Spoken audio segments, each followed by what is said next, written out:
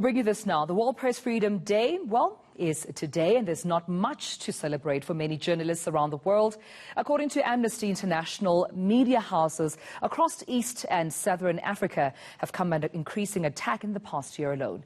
Now, this is despite the urgent need for access to information during the COVID-19 pandemic, as well as other crises in the region. Workers have been laid off, television stations suspended or even shut down, private press targeted, and journalists intimidated in a heavy blow to the right to freedom of expression and access to information. So to speak to us more on this, I'm now joined by Amnesty International Southern Africa's Regional Director, that's Mr. Deprose Muchena. Thank you so much, Mr. Muchena, for your time, and good morning to you. I mean, you described this past year alone as a very dark period for not only press freedom, for also journalistic freedom, almost even echoing some of the sentiments from UNESCO as they released a report regarding some of the online attacks that women journalists have had to sort of face around the world. Take me through why you describe this period as a dark period. Thank you very much for having me. Clearly, the COVID-19 pandemic amplified some of the biggest challenges we have in this region. It amplified state overreach, the ability of states to weaponize the law to punish groups that essentially exercise dissent. The COVID-19 pandemic has also amplified the absolute lack of leadership to imagine ways of dealing with crisis points across our continent.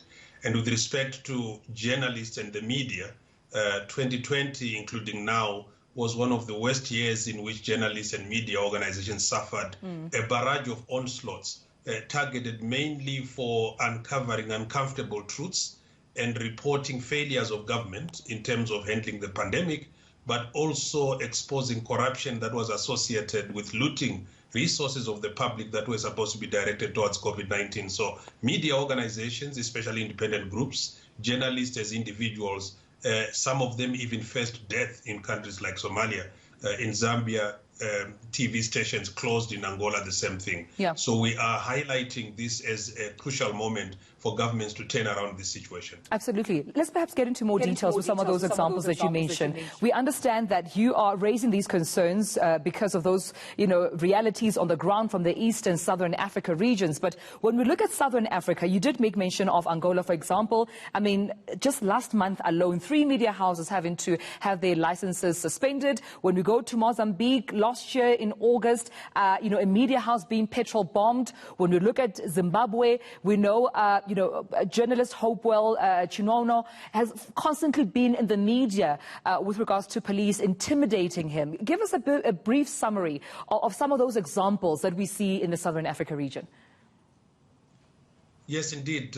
You started with Angola. Yes, I think it was Zapfida, Vida TV, and TV Radio Africa, 3 television stations, summarily had their licenses cancelled on the 19th of April this year.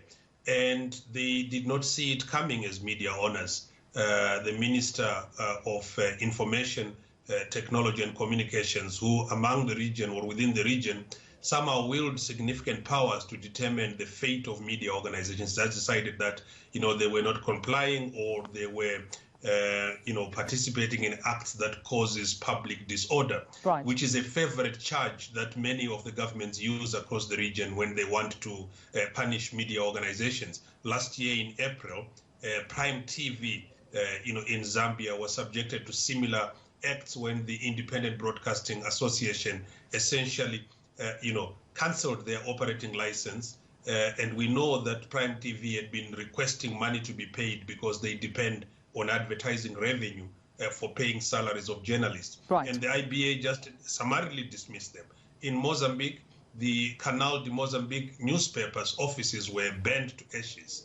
And it was 4 days after they had published a very uncomfortable truth about unethical conduct of some of the ministers in government associated with mining companies and bribes in Cabo Delgado, which, as you know, is going through a serious war at the moment.